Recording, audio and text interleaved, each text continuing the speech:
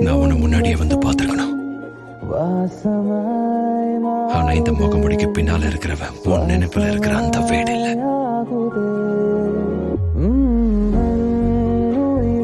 முகமுடி எடுத்துடலாம். தேங்க்ஸ்.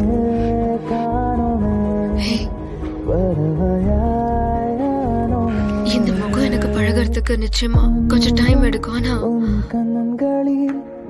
பழக போறேன் என்னால.